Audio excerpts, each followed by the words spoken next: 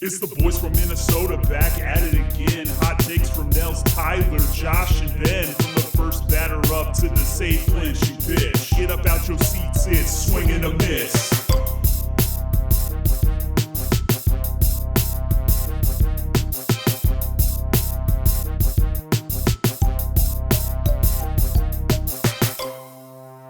All right. Good morning and welcome to another interview episode of Swing and a Miss. And today we are very honored to have with us Twins Broadcaster Cory Provus. How are you doing today, Cory?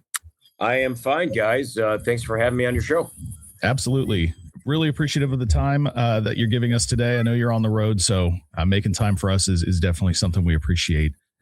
We also have Tyler, who is out at a baseball tournament today. So if you're catching a little bit of that audio in the background, that's what that is. But as the resident Twins fan, I'm actually going to kick it over to Tyler and let him start this interview. So, Cory, thanks for being on the show. I really appreciate it. You have had a long and storied broadcasting career, and you have either taken the mantle from or worked alongside a lot of stellar broadcasters. So growing up, I always had the voice of John Gordon, radio broadcaster, going on in the background. And then, it's been Dick Bremer on TV up until you took over for him. And then, you also potentially had, one of, I don't know what you'd say, like the top three most famous baseball broadcasters of all time, and Bob Uecker as a coworker. What is something that those broadcasters did that you either learned from them or you have integrated into how you produce and show a ball game? Tyler, great question. And thanks again for having me on the show, fellas. And I was very lucky in my first major league job was with the Cubs and WGN Radio in 2007. And I had a chance to work, and I listened to these guys. I'm from the Chicagoland area, and I grew up a big Cub fan. So I listened to Cubs games on the radio from the time I was, 5. I loved the medium, and I loved Cubs games. And then as I got older, my ear kind of listened in a different manner, whereas I wasn't as concerned about the score. But when I kind of figured that this is what I wanted to do for a living, I was more listening for the how and the content and the voice and the inflection and the storytelling and the laughter. And Pat Hughes and the late, great Ron Santo, they had this thing, and it was literally called the Pat and Ron Show. And it was the Pat and Ron Show, and there happened to be a Cubs game going on in the background because they called the game, they had fun. But it came across as, members of your family, and you're listening for your favorite team. You want them to succeed, but man, these guys are having fun.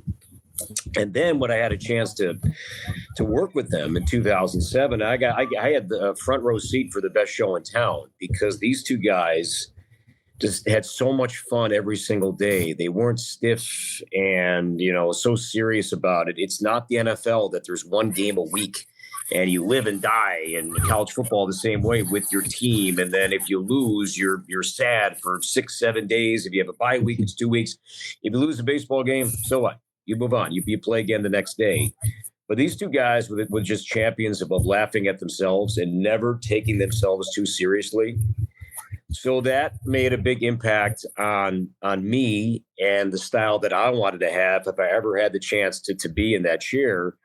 So I went from that, and then I went to Milwaukee. And speaking of, guys that were always fun to be with and laugh at yourself and do everything with a strong sense of levity, it was Bob Uecker.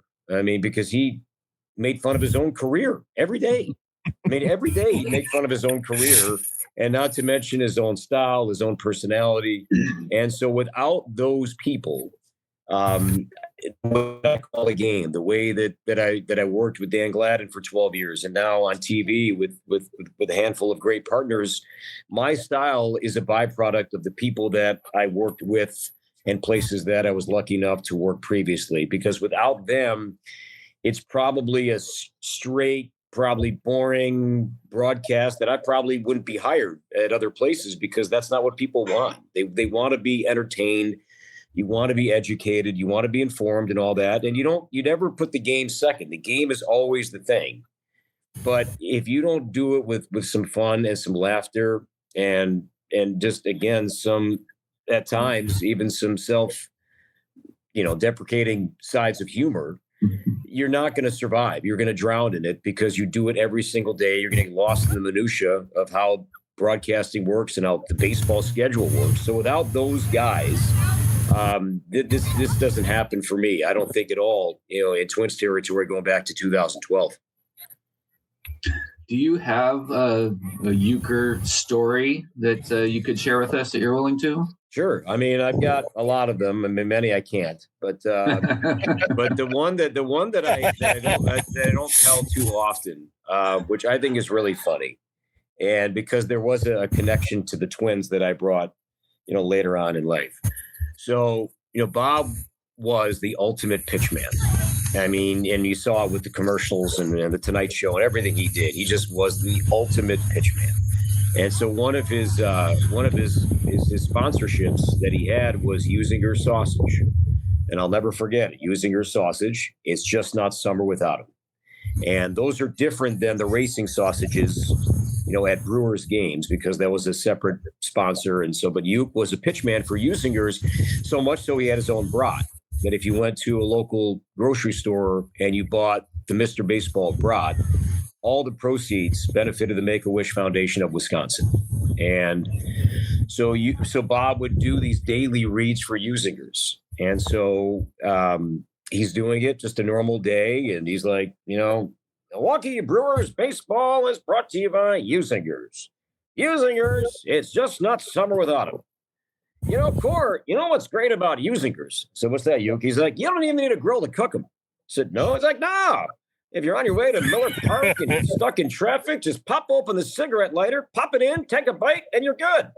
You have some crisp kraut and some mustard and your car seat. Yeah, dip it in and take a bite. But just pop that thing right in your cigarette lighter and you'll be great. So we're having a great back and forth about this. Just a random moment. All right. And so a month goes by. We get a letter. And so Bob's secretary, her name was is Mary Burns, and Mary was the secretary for Uke and also Bud Selig. So talk about a woman that has stories and could write a great book one day. So she would always bring in Bob's mail, and we got a letter one day, and Uke's opening it up in the booth, and we had a massive booth in Milwaukee, just a huge booth for entertaining and what have you. And sure enough, this fan wrote in and said, "Hey, dear Bob, I was listening to the broadcast, recently, and you talked about it was okay to put a Usinger sausage in your cigarette lighter. Well, I did that, and now my car's in the shop. If I send you the bill, the invoice, will you pay for it?" So sure enough, you read that on the air, and then we just had the absolute best time with that letter and that moment, and the things you could get away with and have some fun with, because years later, so I'm doing Twins games and I'm bored out of my mind, a bad season. And so Dan Gladden, he has a farm in St. Bonifacius, which is west of the metro. So Euchre would often start his broadcast, the first fastball, here's Gallardo, and the opening pitch is right down Wisconsin Avenue, strike one, and we're underway in Milwaukee. It might have been during COVID when we weren't traveling. I don't remember the exact time, but I started saying, here's Barrios, and the opening pitch is right down St. Bonnie Boulevard. There is no St. Bonnie Boulevard. Okay. So 2 years go by. My boss pulls me in. I've been doing this for a couple of years now. And my boss pulls me in and says, we got a letter from the St. Bonifacius Chamber of Commerce, and they keep hearing you talk about St. Bonnie Boulevard.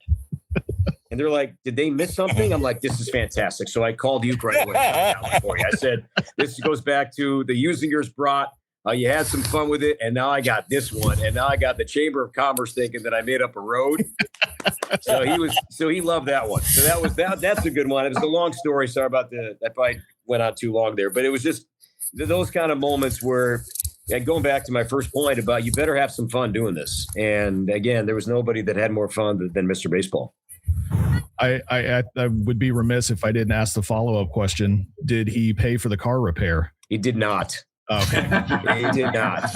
Nor did we got a big hang with him for that, bud. So just sorry, you got a good story out of it. We didn't say his name. We didn't like say the name on the air. We're not going to bury the guy, but we did not pay for it. No. Gotcha. That's a really interesting story, and I think one of the things, and we've talked about this, just hanging out. The people that we've had on this show to do these interviews with, what we're finding out is that this is really what the game is. It is about storytelling. And so I guess my question kind of tied into that would be, how do you incorporate or balance that ideology of being a storyteller, because the game lends itself to that, both in TV and radio, with calling the action? Where do you find that balance, or how do you find that balance? It's a lot harder now because of the pitch clock. There's less times, and I'm a big proponent of the pitch clock. I think it's done wonders for the game, but there's less time for that. And I think in TV, it's easier to do that because it's a visual medium. If I'm in the middle of a story about a player and it's a routine ground ball to short, I don't need to call it that it's a routine ground ball to short because you can see it. Radio's tough. Radio, you have to call the game. I mean, Ernie Harwell had that, great line that what he loved about, baseball and the medium of radio is that nothing happens until the announcer says so. And it's so true. It sounds obvious, but it makes a lot of sense. When you're broadcasting a game on radio, it's really hard to weave those in because you still have to call the game. So TV, you have more time to do so, but it's also getting harder and harder because players are guarded. They really are. And everybody wants more stories. I think the bulk of the audience, they would rather hear more stories than stats. And I get it. But trying to get a story out of a guy, what are you working on? I'm not going to tell you because they're so guarded and so, protective of what is ailing them in the game right now because they think that the other team may listen and find out. I laugh at that all the time because the public information that's out there and even their advanced reports, they know it already. They absolutely know it already. So, it's harder. It really is. Guys don't let you in as much as they used to. So that part is getting a little more challenging. And, so there are times that I'll leave a broadcast and I'll go home and be like, Twins won the game. That's fine. But I don't think I did my job very well tonight because I didn't really. Did I educate people? Probably on some numbers, but is that what people want to hear, or do they want to hear more stories? And I'd love to share more stories, but it's just getting harder and harder for guys to open up to you and to show their, that they are people and stuff that they're working on. Certain guys are going to be more open to that than others. And over time, the more equity you have within the team and the market, you're going to be probably, in a better spot. But yeah, a lot of the good stuff that, that we'd love to share, either we can't because they don't want you to, or we just don't have access to anymore. So a follow-up on that a little bit. How much of that do you think is like more recently because of the boom of like social media and always having like people on the need for immediate information, and then the second something gets out, it just blows up in like people's faces, like the players and stuff? Do you think that that's kind of been a big reason why they're more guarded now than before? I think players have their own ways of getting their story out now. They don't need us to tell their story anymore. They have their phones, they have their Instagram accounts, they have their own podcasts, right? They have ways of telling their own stories in a way that they want to drive it and the way they want to steer it and how much they want to reveal, that they don't need me or others to kind of share that anecdote anymore. So I think that is more of the issue than, cell phone cameras, and that's been around for too long. But I think the rise in just ways for players to tell their own success, failures, story, background, I think is much more prevalent now than it was, heck, even 5 years ago. That makes sense. Sorry, go ahead, Tyler. Yeah, so moving on to Twins baseball, which I am the resident fan of on this podcast. We are approaching the trade deadline. The Twins are, I believe, a game and a half out of the wild card spot as we sit today. What would you think would be a bigger surprise to you? That the Twins were to trade away 4 players off their 40-man roster, or for them to acquire 2 players to add to the 40-man roster? Well, it all depends who we're talking about. Like, I think if you connect what the Twins did last year, not all of them. I mean, I didn't see that coming, trading 40% of the roster, in a span of 4 or 5 days leading up to the deadline. But many of those trades involve players who were on expiring contracts.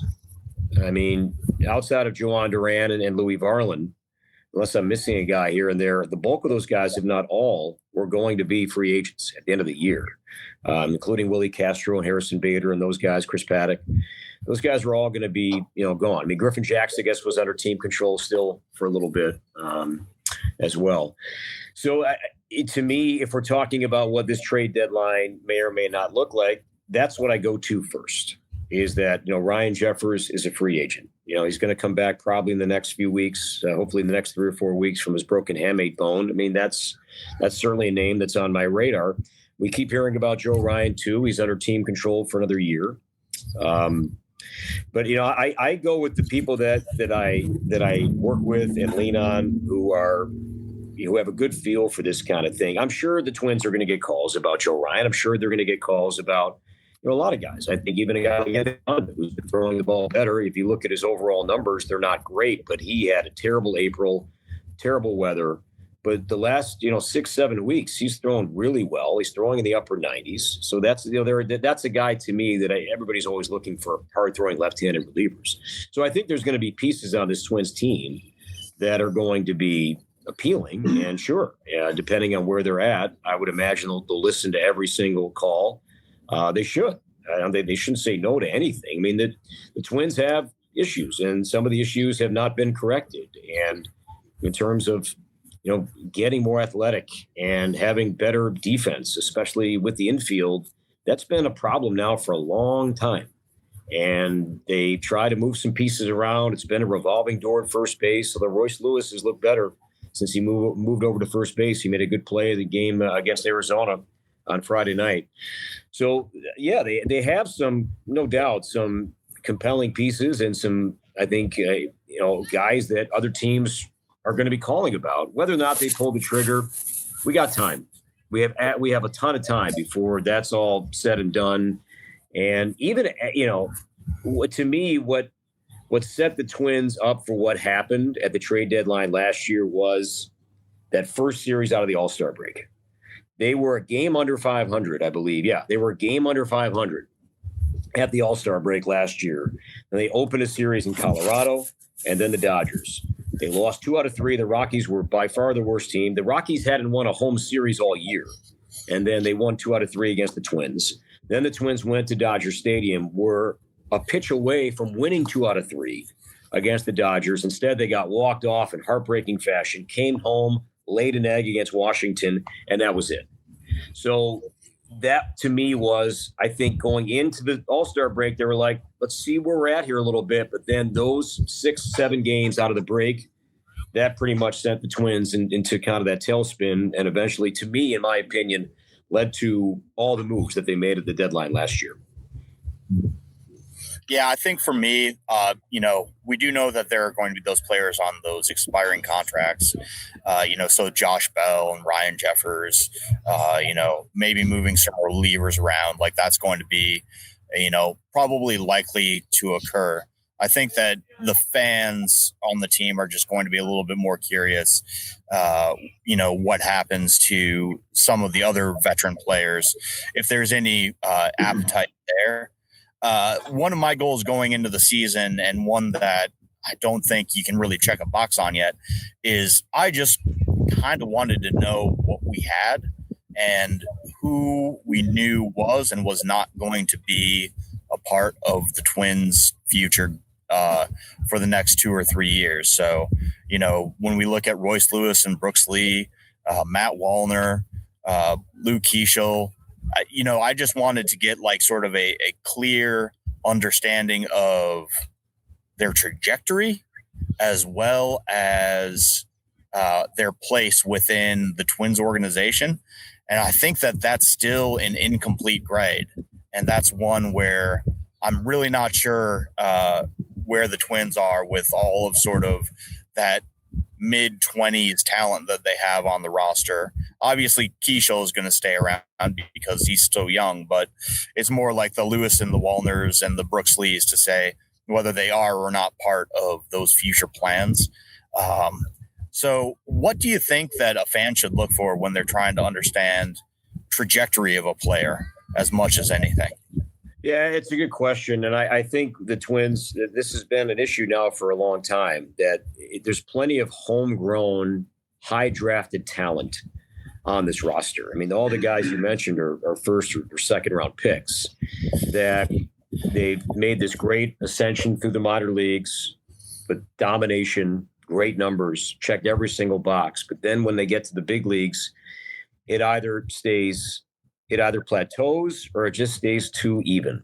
Like you're hoping for that more of that linear rise, right? As you kind of work your way into the big leagues. And Keishal's still 23 years old, but he's got a lot to clean up, certainly with his defense right now. And I think that's the biggest question is I think his bat's coming around. He hustles, he's strong, he's smart, but where does he fit in defensively? That, to me, is, I think, a big question mark for him, and he's not alone. I mean, they just moved Royce Lewis to first base and second base here, last month. So I think they're trying to figure everything out in that regard. But why? I think the bigger question, and I think it's a simple question with a difficult answer, and I'm sure other organizations, and maybe you guys have a sense of this with your own teams, is that why has this happened so often where homegrown first and second round picks, for the most part, there have been exceptions, but why are they not getting any better? Like what's been missing there? Like putting up huge numbers in the minor leagues, which is great. And I think there's never been a bigger gap between AAA and the big leagues right now. I just think it's just so massive what you're seeing. So when I see rookies come up and I look at their AAA numbers, I'm like, okay. I look at their AA numbers. Okay, they all look the same. They all do. But then when they get to the big leagues, it's just different because the pitching they're seeing is so much better. And, the hanging breaking balls that they're crushing day in and day out in the minor leagues, they're getting maybe one a game, maybe one a game. And the spin is nasty. The velocity's gross. I think it's really hard. But I think, I think the Twins, they're trying to get to that answer. Like, what has been the problem for the last 5 or 10 years that so many, and this goes back to Alex Kirilloff too, was a first round pick, a guy that I think the Twins were looking at as their first baseman for 10 years, but he had to retire because of injury. But still, where was the improvement and why is that not happening? Now you can see spots of it. You'll see stretches of it. I think Brooks Lee has improved this season. I think we're seeing more pop. I think he's much better at third base than he was at short. But why has that been happening guy after guy? And I think that's been the biggest question outside of keeping guys healthy, which nobody knows the answer to. But if the Twins internally could take a look at, okay, we have all this talent that we drafted, we developed, and now here they are at the big leagues. And why are they not taking that next step? And the game is hard, but I think that to me is the biggest question as to why the Twins have just not been able to get better and stay on this good consistent path is because they need to, with the market that they have and the payroll that they have, they're going to need their first and second round picks to hit. And I mean literally, but also figuratively here, that they have got to be leaders and perennial all-stars, because that's going to be your war, right? Those are going to be the guys that should be your best players. And if you're not getting that, it's tough. That's what Cleveland has done. That's what Milwaukee has done. Tampa Bay has done. They've just drafted and developed so well that other small to mid-market teams are trying to copy that model, and that's been easier said than done. It sounds exactly like what the Tigers have been dealing with. Yeah, I mean, the Tigers, Kevin McGonigal looks like a star. He looks like he's going to be a problem in this division for the next decade. He looks awesome and love everything about his game. First time I saw him this year, Twins Tiger series at Target Field back in April. Eric Orzi's pitching, throws a splitter 60% of the time, and McGonigal moves up in the batter's box. Left-handed batter, he moves up. He's not going to let that splitter bite. He's going to attack it while it's still elevated. What a smart decision. And then he ripped the ball down the right field line, I think, for a double. So he's a great player. I mean, he is an absolute star. And I've enjoyed watching him play this year. It's going to be fun to watch. So let's lift the curtain, go behind the scenes a little bit, if that's okay. One thing I've always wanted to know, and it's fitting now that you're on the road. So walk us through a typical day for you on the road when you've got a night game. What are you doing during the day prepping for the game, or are you going out and seeing the sights? Are you much of a sightseer? Do you take in the local fare? So I do. So I exercise every day. I'm not a late sleeper. Normally I get up between 6 and 7. I check in with my family. My kids are 13 and 10. So I check in with my wife and my kids in the morning, and I try to see them off before school, at least. I'll FaceTime with them in the morning while they're having breakfast and getting ready to go. So my day starts with them. And then, I'm always reading. I'm always reading, from the night before, anything I missed in the clubhouse post game. And then I take a break, and then I go exercise. And I listen to Pearl Jam and just kind of get in my zone there and get lost with my favorite band. And then I'll get back to the room, and then I listen to a lot of podcasts about the teams that the Twins are playing to get some inside information about just the feel, I think, for the fan base. And I do that a lot.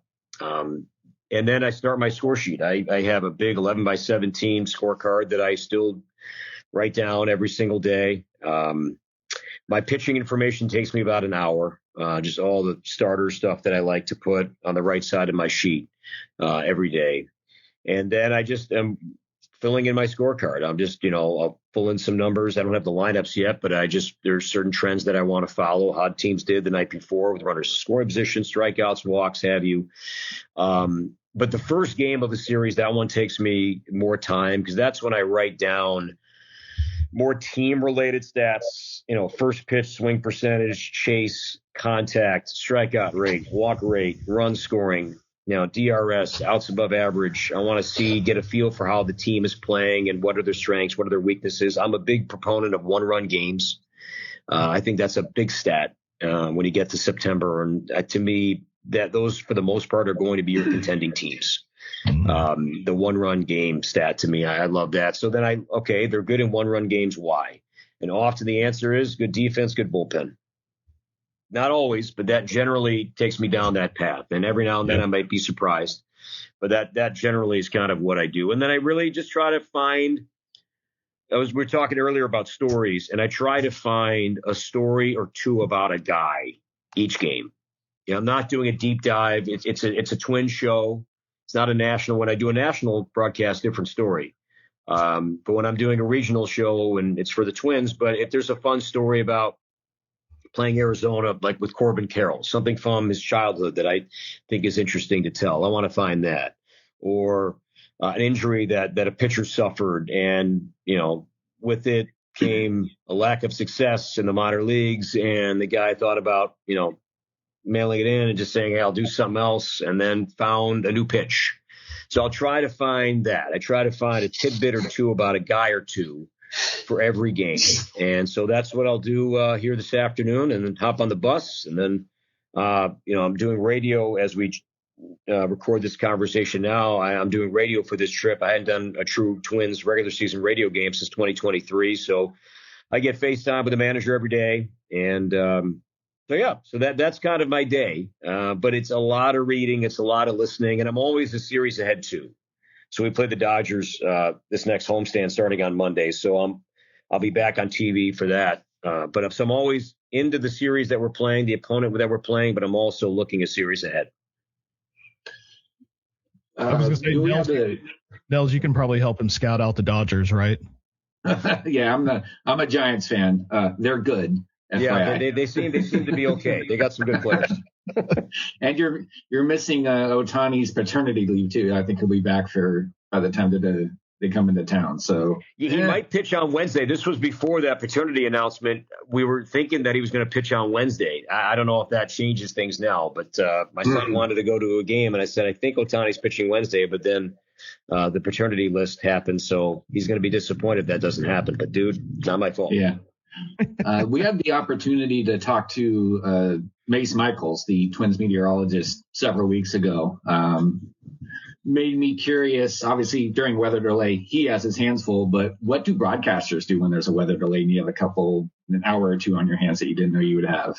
So that's when I'll do some research too. Is that like something will pop up in the clubhouse, or talking with a visiting broadcaster, a name or a story. I'm like, ooh, I didn't know that. And so oftentimes, state of mind, we'll dive into something and look something up, or if I have a national game coming up. I'm doing the Twins Yankees game on Peacock on Sunday, July 5th. So I've started my work on the Yankees already, just because it's a national show and I got to do more than just, a Twins-centered broadcast. So I've started my prep for that. I'm just trying to dive into Baseball Savant and Reference and Fangraphs, really get into, the Yankees a little bit more than I would otherwise. But on radio, when we'd have rain delay, we didn't keep it very much in the booth, but we would have an interview every now and then, and we'd have a long form interview with, if Cleveland was there, we talked with Tom Hamilton, or the Red Sox, we talked with Joe Castiglione, Rick Rizzi. We try to find a good story or a good, interview, and we would do that for about 20, 25 minutes. But TV right now, we don't do much. I love this Twins TV partnership with Major League Baseball. Is that what I think is really cool right now is that we can throw it to one of our minor league games, and the Twins have some really good, promising talent right now, even with the St. Paul Saints. And so if we're rained out and fans can see a Walker Jenkins at bat, or a Gabby Gonzalez at bat, or a Kalen Culpepper at bat, that to me is fun. You go down to Cedar Rapids. If Eduardo Taillid is catching, he was one of the young players the Twins got from the Phillies for Joan Duran. If Dason Hill is pitching, one of their better pitching prospects, that to me, I think is pretty fun, that we can share, some of these players with our audience, throughout Twins territory, if we're rained out. So to me, that has been, I think, the most appealing part of this partnership, is the ability now to share not just Twins baseball with our fans, but also some minor league players when we have those rain delays. So Cory, I love my Fangraphs and baseball reference. So when you're starting your research and trying to dig in leading up to a team, it's been covered while I was away. But I guess I'd be curious, how far of a range are you looking at, and what is the one stat where you kind of start your investigation on? Is there any one place where you start? I always start with Baseball Savant, and I start with pitchers, and I start with strikeout rate, walk rate, and then I want to know if this guy's a ground ball guy or a fly ball guy. And that's where I start. And then a stat that I use a lot on the air this year is I'm a big believer in bullpens and strikeout rate and ground ball rate, because I think that to me will save a team. If you have a bullpen that can miss bats or get ground balls and get inning double plays, you are going to be in a great spot. And Cleveland in 2024, I think, had historically, if you look at Fangraphs, you look at bullpen WAR, I think that was the best bullpen in baseball history. In terms of what that bullpen did was historically good. So I start with Baseball Savant, and then when I get to Pitch Mix, what do they throw? How often have the percentages changed? Because I like that. On Savant, you can look at previous seasons and you look at, okay, he's throwing a sinker more this year. He's backed off his four seam. And then I break it down into tendencies against righties and lefties. What are they throwing? What's the strikeout pitch? What pitch does he generate the biggest whiff on? So I write all that stuff down. And then I'll dive into, you can scroll down and on a pitcher's page, you get to arm slot. And it led to a good conversation because we just saw the Diamondbacks on Friday night, and Michael Soroka got hurt after an inning, but his arm slot is like 10 degrees lower than it has been. And so I saw that. I'm like, okay, now there's a question. Now let me get to the why. Let me get that. To me is a story. So talking earlier about find something and now find an answer. I'm like, okay, so now I got the answer. He's had this history of shoulder problems and trying to get more movement with his slurve. And so he throws it. Joe Ryan throws from 24 degrees. Michael Soroka's at 27. So it's way down there. And then you take that information, and I asked one of our hitting coaches about how do we prep for that, because you don't see that too often. And you get that they take a jugs machine and they have it on the ground and with an upshoot as part of their pregame work. So that to me is a fun story to share. Okay, how do they attack this lower arm slot? And because every team has these traject, machines, but they have them in their home. They don't travel them. Maybe the Dodgers do, maybe the Red Sox do, but most teams do not travel them. So there may be some semblance of, an AI, VR or whatever, pitch machine you can bring with you, but not too many do anymore. And so that to me is, okay, how can I tell that story? I see a number. Now, how can I make that into a story? And that's what kind of led me down that path. So after I'm done with Savant, then I go to reference. I like, on the splits pages, runners in scoring position. Are they susceptible to a first pitch home run? Are they good with 0-2, 2 strikes, 2 outs? Is the first inning a problem? You see that a lot. That, Taj Bradley, for example, first inning is a problem. With a lot of guys that we just saw in Texas, first inning is a problem.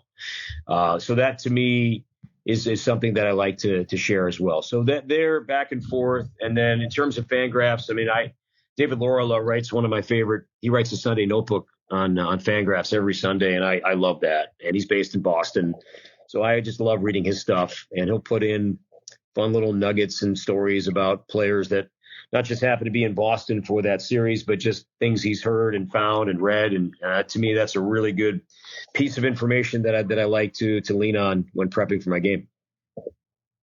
Do you have a favorite? And we'll exclude Target Field in Minneapolis to save you the hate mail. A favorite ballpark and city that you get to go to? Seattle. I love Seattle. I love Seattle, and the Twins go there at the end of July, which is perfect weather. Perfect weather. That time of year, it is blue sky, sunshine, 70s. It is perfect. I love Seattle. I love the ballpark. I like the city. I'm in a Vinyl Records, and there's my favorite record store is about 15, 20 minutes west of downtown called Easy Street Records. And the owner of that store, his name is Matt Vaughn, and he's I love Pearl Jam and grunge music. That's my jam. And he was there from the start of it. And his store is pretty much the Tower Records of Seattle and the history. And it's an amazing place. They have records, they have merch, but they also have a diner next to it. So I spent 3 hours there talking with Matt. He wants baseball stories. I want music stories.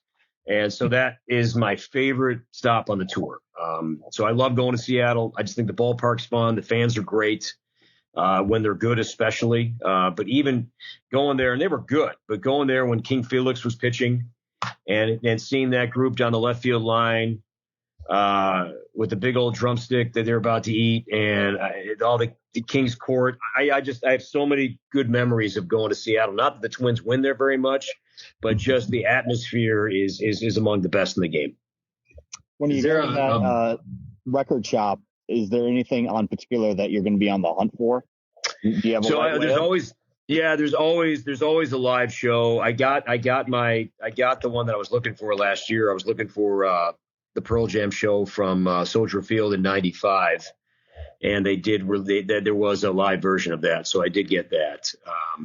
So that was on the hunt for that. There's a band called Live from Pennsylvania, from York, Pennsylvania. They did an MTV Unplugged show, which I have not been able to find the vinyl version of that. And I don't know if it even exists, but that's one that I was looking for. There was a Pearl Jam show in '94, Fox Theater, Atlanta. It's there, but they take out all the swear words. And I'm like, I don't want to. I get there's some charm to that. I get it, but I want to hear Ed when he's passionate and whatever he's saying. So that one I was intrigued by, but then when I read the reviews on it, that's what you do. You buy a record, you just can't play it and then okay, I'll take it. It's buyer beware. So you got to look up some of these bootleg copies. They're going to have some scratches on it, fine, but you got to know what you're buying. But yeah, that's normally what I get. And then I always end up with something else. I mean, Mudhoney, I met some of the band members have been there when I've been lucky enough to be at the store, and I'll buy an album and they'll sign it for me. That's the kind of scene it is. It's just, you never know who's going to be in there. And in that part of Seattle, there's nothing, everything is locally owned. Starbucks came and offered Matt millions of dollars 20 years ago, and he turned it down. He said, no, I'm not. This is going to be my store. This is not going to be a Starbucks here in West Seattle. And I think the neighborhood and the community never forgot that, and they never will forget that. So that is an ultimate hangout destination, and that's a place that I'm not big into shopping. We go to New York, Chicago, LA, whatever. I don't there. I shop. That is my one big shopping spree every year when I go to Easy Street. Well, it doesn't sound like it's a shop. It sounds like it's more of a hunt. Which I think is a totally different thing. It really is. Yeah. To me, it's this amazing experience from Nirvana and Soundgarden and Alice in Chains. I mean, it's just, he's got stories about everybody, and there's merch in there. There's books. It's just a great place. I like the food too. And he built a bar upstairs now. And so we have a Saturday day game. So my brother and some friends are going to come out. And I told him, like, hey, if you're looking for a fancy night out, we're not going to do it. We're going to Easy Street Saturday night. And so we're going to go hang there, have some drinks and, listen to some music. And then we'll see where the night takes us. I have no idea where it's going to go. And that, to me, is the best part. That sounds awesome. I love Seattle as well. So this is kind of an odd question, but you brought up Pearl Jam quite a bit. And as much as we all love Pearl Jam, I'm curious, do you have the ability, or will you attempt to do an Eddie Vedder impression? No, I don't have that. No, gosh. No. I've been lucky enough to meet him a couple times, and he's awesome. One of my favorite pictures I have in my house, he's a Cub fan, and he loved Ron Santo. His favorite Cub, though, was Jose Cardinal. That was his guy. But he'll show up at Wrigley, and he sang the stretch one day, and they sing the stretch, obviously bottom 7, but they do the interview in the Cub radio booth, bottom 6. Mm-hmm. And so he came in and was chatting with Pat and Ron, and I'm sitting in the back, and I'm like, my face is all red. I don't know what to say. But I got this great picture of it's me. He's got his arm around me, and then Pat Hughes, Ron Santo on a beautiful summer afternoon at Wrigley Field, green grass, ivy in the background. Is one of my favorite pictures I have. Can't beat that experience. All right, a couple more questions here for you, and then we'll let you get on with your day. Your kids did a fun interview last week with some Twins players and coaches and stuff. Are they looking to follow in Dad's footsteps, get into the broadcasting game? So I have nothing to do with that. I mean, there's no nepotism here, okay? Seriously, I have nothing to do with this. They did this last year too, and it was all through Target. And I think somebody that knows my wife, and seriously, I had nothing to do with this last year. I had nothing to do with it this year, and they were asked back by Target to do it again. Bullseye's banter. It's a good question, and part of me hopes not, because you miss a lot. My son's birthday is in June, my wife's birthday is in April. I'm not with them very much. And my son is 13 years old. And as we're chatting right now, he's playing in a baseball tournament in St. Cloud, Minnesota. And I can't be there. And I just miss so many of his activities. And my daughter's on a dance team. And I miss a lot of her tournaments and competitions. That it takes a toll, man.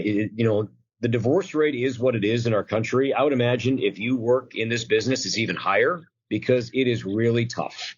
It is very demanding for 7 months, and it's tough. And for players, they have a finish line, whereas they hopefully they're in the game for a long time. But then when they're in their mid to late 30s, early 40s, they're home, right? That part of their life is over, and they get to enjoy that experience. If you're lucky enough to do this, and this is my 15th year, with the Twins, but my 20th year overall, covering Major League Baseball, which is hard to believe. You're lucky enough, you want to do this for 40 years, you're going to miss everything. You're going to miss everything with your kids. And I hear it all the time. And I'm very fortunate. people say you have my dream job, and I do. This is all I've wanted to do my whole life, and I have no regrets. But it does take a toll on just the kind of husband that I am and want to be, and the kind of father that I am and want to be, the kind of friend and son for my parents. I mean, there's just I miss events, I miss activities all the time. But it has provided and continues to provide a wonderful life for my family. And that's why I can go to bed at night and be at peace and be grateful and happy, because it's providing a wonderful life for my wife and my kids. And they're able to do all these fun activities and live out their dreams. And so that to me is the silver lining in all this. But yeah, if you're asking me I would cheer for them, whatever they choose. But am I inside? Am I saying, hey, do I want them to do this? Probably not. No. Yeah. And it's also, I won the lottery. You know, when I get a chance to speak at schools, and they have a hard time believing this, but the numbers are factual. You have a better chance swinging a bat in a major league game or throwing a pitch in a major league game than you do calling a major league game, because the numbers are what they are. There have been 25,000 baseball players, I think it is. There haven't been that many broadcasters. If you really think about the game and its history, there's 30 teams. There haven't been that many, because hopefully you keep this job for a long time. There's turnover in baseball. These jobs, you know, hopefully they don't turn over as often. And so with that, you know, I won the lottery. So the chances that it's going to happen again are not very high. Yeah, think of how many players have come through the organization since it's been Herb Carneal, John Gordon, yourself, Chris Atterbury. You know, it's been there's probably been 1,000 players that have donned a Twins uniform in the time that those four individuals have been on the radio. Yeah, I mean, if you get a chance, I'm not sure you guys have been to Target Field, but when you get off on the Herb Carneal press box level, get off the elevator, you look to your left, there's on the board is all the people that have broadcasted Twins baseball. And there's some great names, Hall of Famers up there. But then many of them did it for just like 2 or 3 years. But those that have done it for a decade plus, few and far between. And, you know, that's probably, you know, you can say that about fewer than 10 have really done this with that kind of longevity. Right now, it seems like the Twins broadcast has sort of had you on it, and then a roving band of color commentators, which is sort of different from having just, you know, a Dan Vladden or a Justin Morneau that is sort of attached at your hip. What did you like about having the same person every day, and what do you like about having different voices every couple of weeks? Well, I think the economics of baseball have changed so drastically that with the guys that I work with on TV, they made substantial money. They made substantial money where they don't need this job because they made a fortune in their careers. I mean, Justin Morneau, Denard Span, Trevor Plouffe, and Glenn Perkins. These guys had great, long all-star careers. I mean, really good players. So there's that side of it, that they have the freedom because they have young families. I mean, Trevor Plouffe has 2 young kids. You know, Glenn Perkins, he's got 1 kid in college, 1 about to graduate or just graduated high school. But he's of the mindset that, I think he's more open-minded to doing more because his kids are older. Justin Morneau has 5 young kids. I mean, so he wants to be home. So I think that is part of the reason why that I don't think these guys have to do it in a way that predecessors, and if you go back 20, 30 years that the former players were doing it, that they just did not make the same money that, you know, players of this generation, you know, made. So that was a part of it. There's a novelty to it that I really like, that, you know, when we're talking about Royce Lewis and his new stance, you know, hearing Justin Morneau break down exactly what he's doing, I think is great television.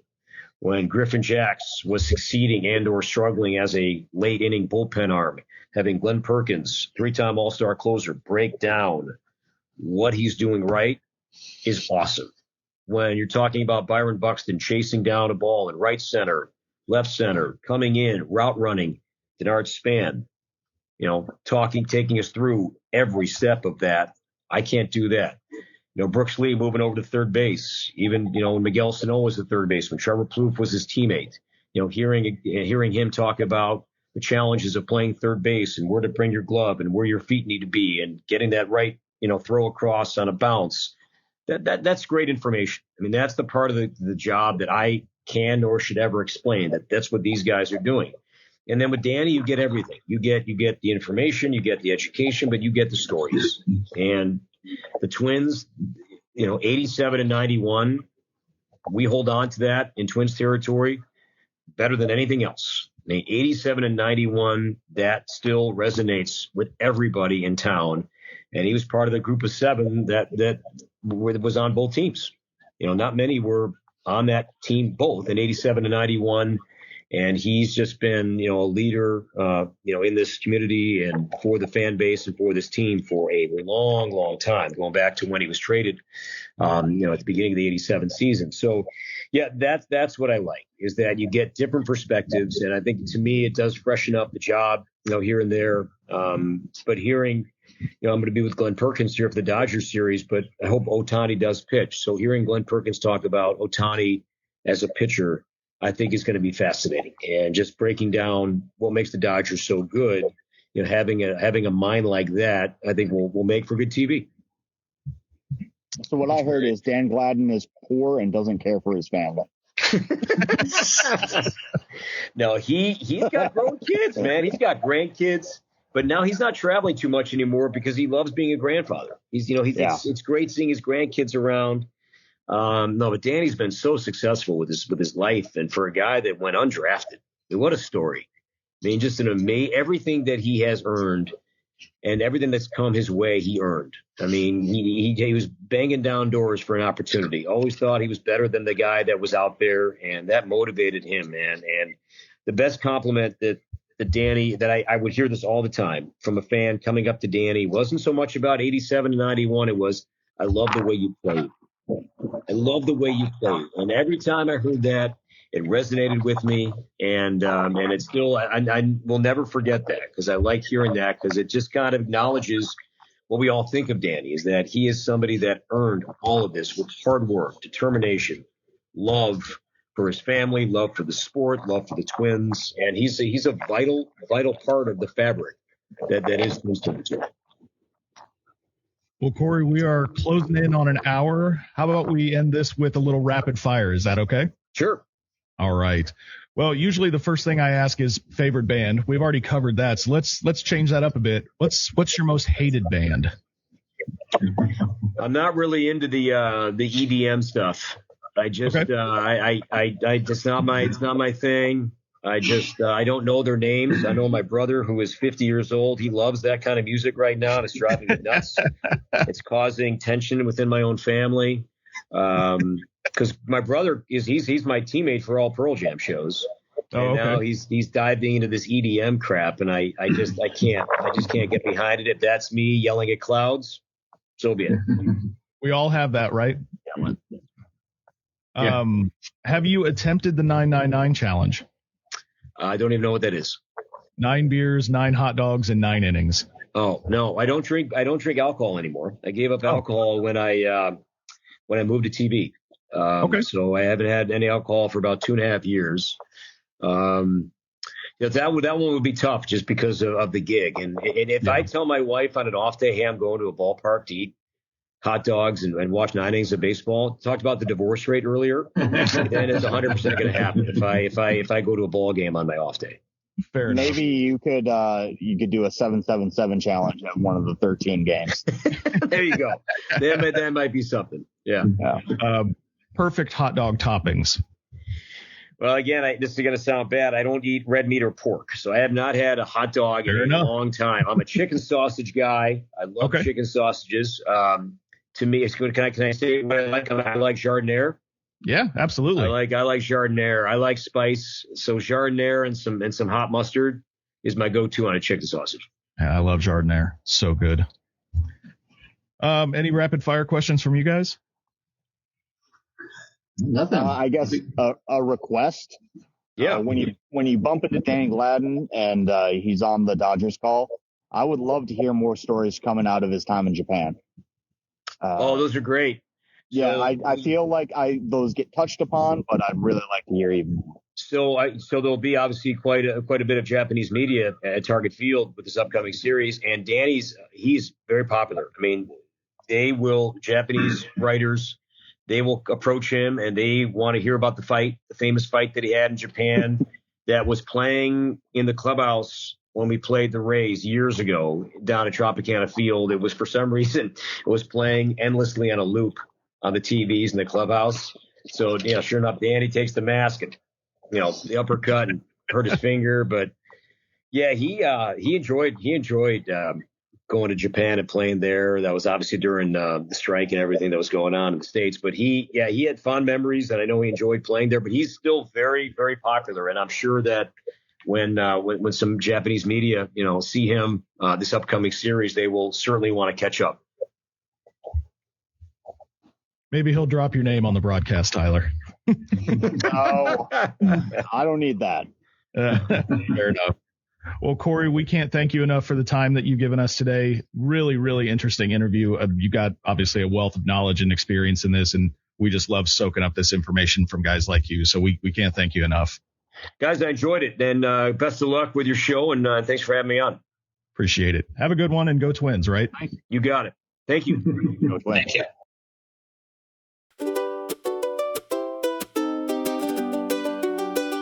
Swing and a miss.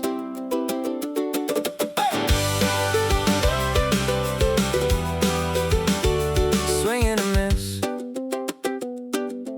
Four guys sitting around, folding table. Questionable takes, an internet cable. One likes the Giants, one bleeds Twins blue. The other two spend half the show arguing too. We started with a logo and a couple cheap mics. Now we're chasing interviews and brewery nights. Nobody asked for another baseball show, but here we are, and somehow people know. It's swing and a miss, cold beer and baseball bliss. From the cheap seats to the broadcast booth, we're just telling the truth. We laugh, we rant, we reminisce. Sometimes we hit, sometimes we miss, but every week we're taking our shot. Swing and a miss is all we've got. We've talked to broadcasters, owners, and fans.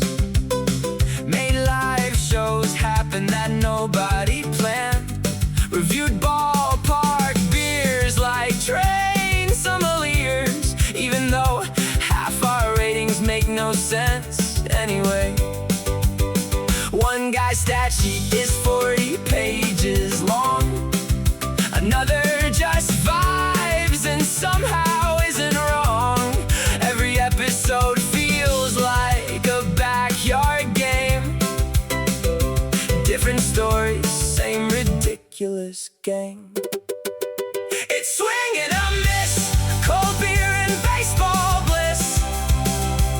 From the cheap seats to the broadcast booth, we're just telling the truth.